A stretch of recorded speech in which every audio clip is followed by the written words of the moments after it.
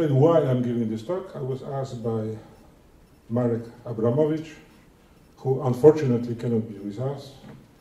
But the latest news, I use this occasion to tell you, he had some serious problems with health, are optimistic, and his surgeon is very pleased with him. So I think that will be next meeting soon. He will be present. This is a work that I've done on collaboration with Ivana Kotko, who is here. It means that she did the work and I am presenting it. This is how we share our roles. This is, my age, I don't have really, enough capacities to create, but I still have the capacity to present. And Ivana is shy, so she prefers that I present, and she just takes the honors. So, what I'm going to talk about? I'm going to talk about how observationally one can determine the Shakura-Sunyaev viscosity parameter alpha, which is defined as it was in the original paper, which is by saying that this component, alpha component of the stress, is proportional to the total pressure. Which for Keplerian this can be written in this more popular way because it's more useful. And I just want to point out, because sometimes there is a misunderstanding. I saw papers using this h as the disk height. This is not the disk height, it is the scale height. And the difference can be of maybe not an order of magnitude, but still a factor of several, and this is important. So I saw observational papers deducing alpha by using h as the total height of the disk. Don't do that, it's wrong. So alpha, the simplest way of deducing alpha is from the viscous time, because alpha is the viscous time and it governs viscous processes, so can be determined from viscous time. Ivan mentioned a hope that could be, a failed hope that could be derived from spectra. For the moment, I think this is the only safe way of deducing alpha, and also when you are deducing alpha from a viscous process, you must be sure that the disk you are dealing with is an alpha disk. That means it's run only by viscosity. So this eliminates, for example, strongly irradiated disk and things like that. So first, how you deduce this? Very simple. Viscous time is the distance over the viscous speed, and the viscous speed is given by the simple formula. Nu is the kinematic viscosity coefficient. So we can estimate it for the typical cataclysmal variable. Why cataclysmal variable? Because cataclysmal variable are just those systems that have pure disks. A hot disk in a cataclysmal variable is just a Shakura-Sunyaev disk, not the one we're talking about today, but this one at the regime when the temperature is around 10,000, slightly higher than 10,000 K. This is a pure, it's amazing how this simple power law formula of Shakura-Sunyaev fits well the more refined models.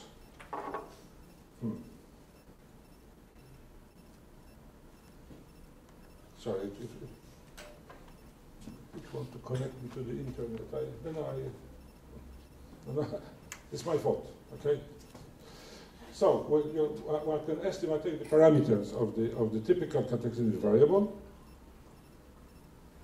and one obtains a value of alpha which is slightly bigger than 1. Of course, you shouldn't be afraid. Alpha, of course, must be less than 1, but of course the temperature is, this is the mid-plane temperature, it's not the effective temperature, so it is 40,000, but the radius can be slightly lower, but the decay time, if the radius, which is the disk radius, is of course not independent of the decay time, because the decay time is related to how far the disk extends. So you see immediately that it is around 1.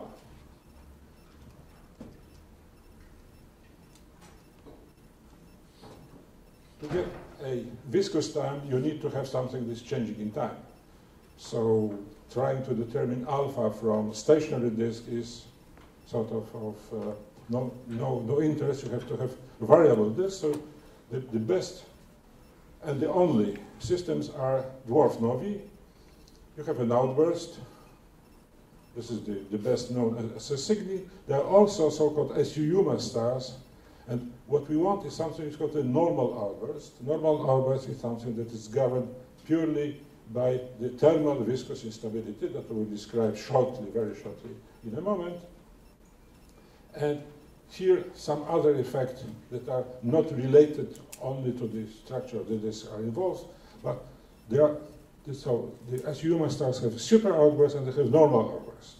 So we'll be considering only normal outbursts, the decay from maximum of the normal outburst. But as Ivona found, also if one takes this part, and this is theoretically understandable, also this part behaves like a normal decay from a normal outburst. And also what we found that now that we have the helium dwarf novae, the so-called ion-convent stars, and this is the result by the Palomar transient factories. They also now observe dwarf novae, helium dwarf novae, and they have normal outbursts. This is a normal outburst. They have, until this observation, what was seen in helium white dwarf novae were only super outbursts. Okay, so now we look at closer at the light curve of SS Cygni. As you can see there, the outbursts, sometimes there are things like that we don't pay attention to that. Nobody knows where it comes from. But you can see even by eye that the decay time, independent of these are all normal outbursts, it's roughly, you can see it's parallel. It's sort of, there's something typical about that. So this is how we are going to measure this time. And from this deduce the viscosity, but to connect it to alpha, we have to connect it to somehow to the models. So just a 2 or 3 minute lecture about the disk instability model for people who do not know it, also for people who know it. It is, if one takes a disk and solves the vertical, the vertical structure, but one solves the thermal equilibrium law. So on this side, you have the relative flux, and you can use all these powerful methods that Ivan was presenting. On the right-hand side, you have the viscous heating. When you plot for each radius the equilibria, you obtain the famous S-curves. So for each alpha, and for a given radius, it depends also on the mass, you get an S-curve. This part is stable, this part is stable, this part is stable, this part is stable, this part is unstable. So if for external reason, and the reasons are what the companion provides to the disk, the effective temperature somewhere in the disk is in this region, the disk must be unstable, because it has an unstable part. The reason for the stability is well known, is the same that makes star pulsate. It is ionization instability. The thermal instability is ionization. To that is connected a viscous instability.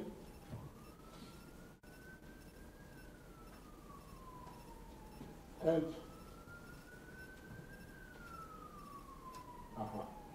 still asking me.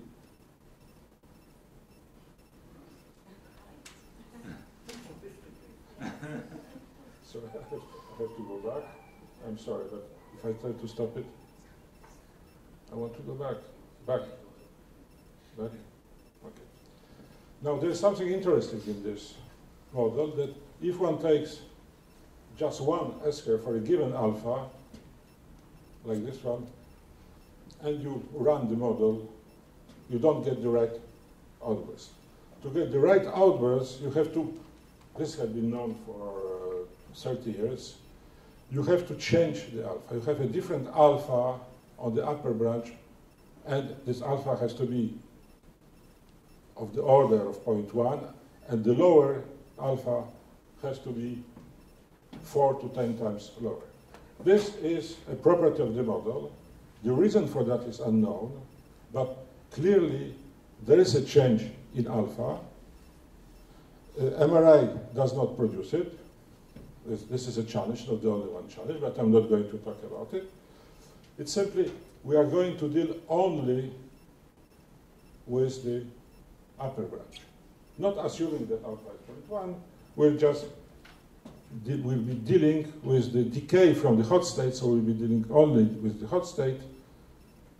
And this can be represented, I will show you more in detail, but if you look now at the global structure of an unstable disk, you have, this is the sigma, the surface density, this is the profile of the surface density, and for a given, these are stationary disks, for a given accretion rate, this is just a Shakura-Sunyaev. Then here, there's a change of slope and the disk becomes unstable. So a stable or quasi-stable hot disk can extend only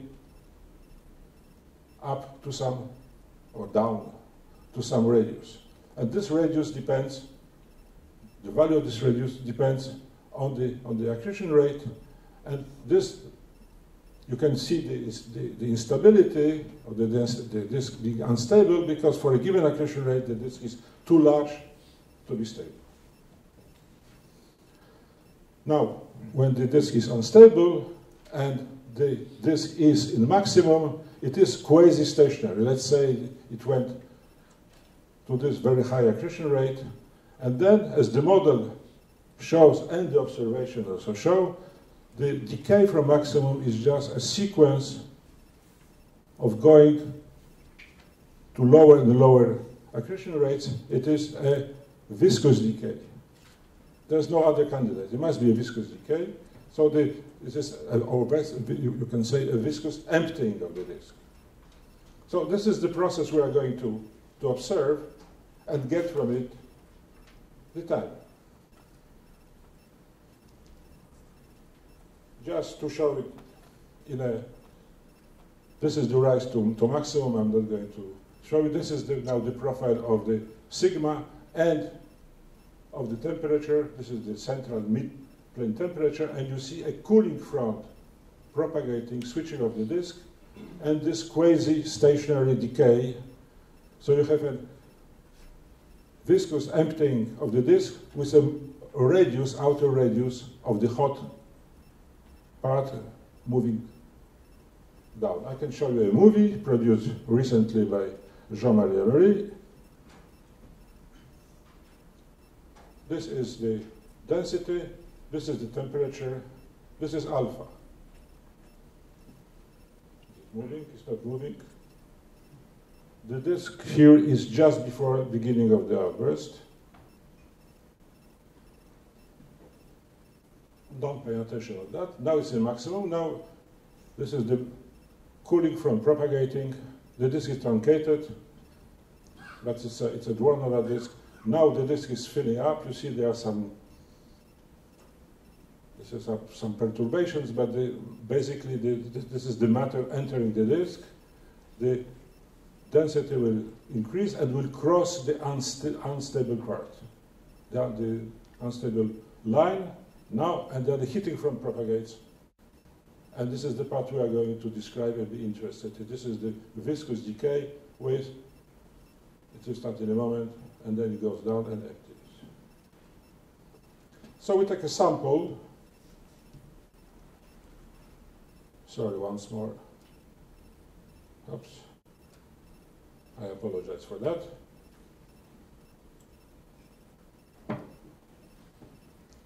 We took a sample, I mean, Ivona took a sample, and I approved. Mainly UGEMs, and some SUMAs, and the famous helium dwarf nova. You would say it's easy to take, but you know, you need to have outbursts that, in which you can really measure the decay time. And you already saw with the example of the helium dwarf nova, there was some points missing.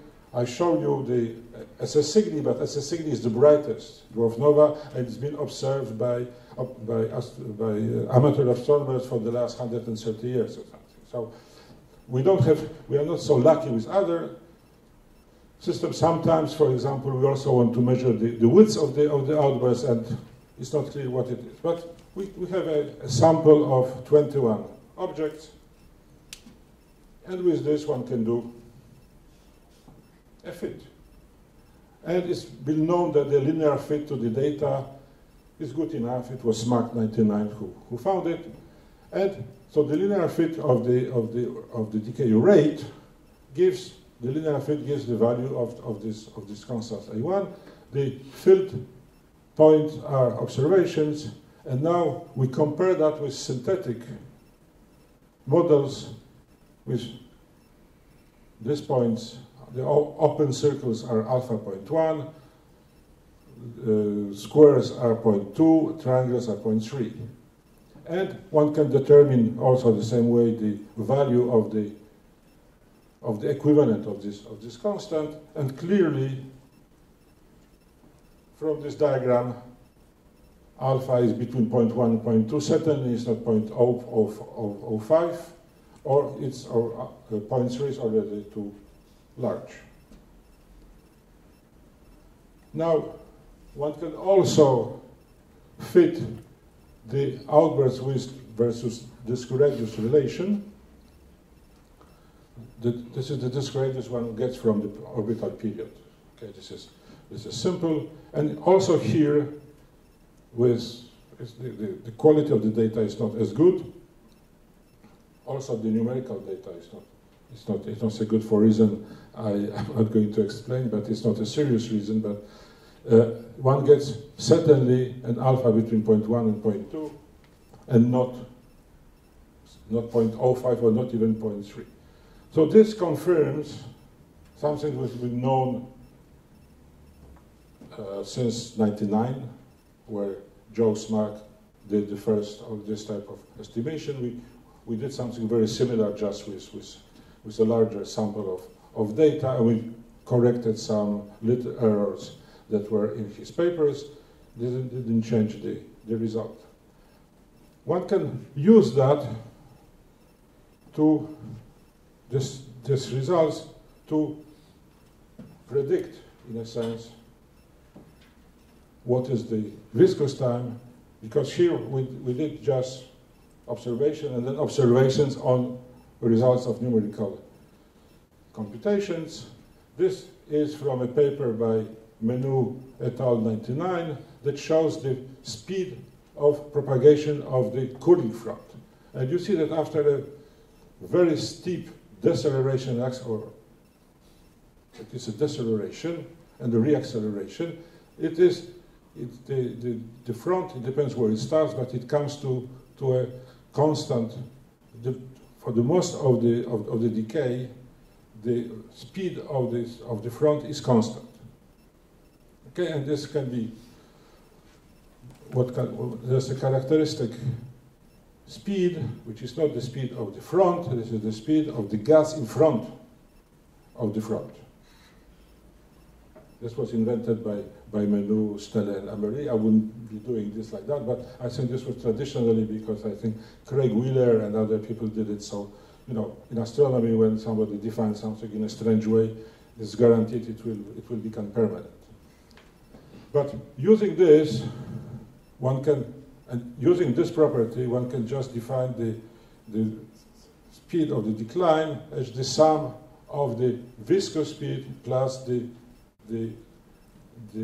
speed of the gas in front of the front. The front propagates into the gas. The front removes mass backwards. But it flows. There are two speeds, two relative speeds, and so it is a front moving into a moving gas. maybe after all this speed of the gas in the front of the front is not such a bad idea. Now I have to do my normal maneuver and back to business. And Ivona found a formula describing the decay time, which is not the naive R over speed of the viscous speed, but is a more complicated formula. But if you compare now the measured decay time with this, which is called T time, and compare also with the just ordinary viscous time, you see that this is a very good approximation, whereas this one is not so good. This does not influence the previous result, but this gives you a way of describing a priori what alpha would be. In a sense, it explains what has been done. Now, there is also an independent, I still have 9 minutes, 3 minutes. I didn't start at past. Okay. So I have 3 minutes. I will drop an achievement of, I will not drop, I just mentioned very shortly, is that there is a, have to go back, there is a so-called Kucharkin-Parenago relation between the amplitude of the outburst and the time spent between outbursts. I was supposed to explain how it works, but I'm not going to explain. I will just tell you that this relation has been unexplained it's been proposed in 1934, and only in 2012, Ivona, or maybe 11, found a theoretical explanation of that. I'm not going to enter into details that are fascinating, as you can guess, but she found a theoretical explanation for this correlation. This is once more the amplitude, this is a constant, this is the decay time, these are bolometric corrections, this is the time between outbursts, and the result we are interested in here is that once more here the alpha, this result depends on alpha is 0.1, and certainly cannot be 0.01. 0.01 is, this is favored, but this is excluded. So I arrive at the conclusion, which is very simple, that observational dwarf novae with little help, but only a little help of the thermal viscous stability model, show that alpha is 0.1 and certainly is not 0.01. This was first found by SMAC 1999, advertised in a sense by this well-known paper by King, Pring, and Livio, and sort of confirmed by the paper I will be presenting here. Thank you very much.